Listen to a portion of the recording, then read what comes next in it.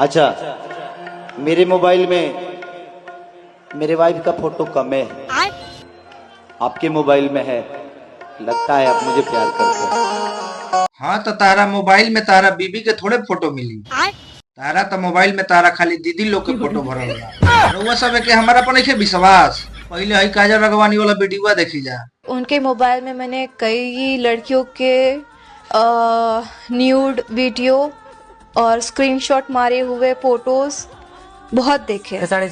Yes, वो जिस भी लड़की के साथ बात करते थे तो वो उसके साथ स्क्रीनशॉट मारते थे और सामने लड़की न्यूड रहती थी।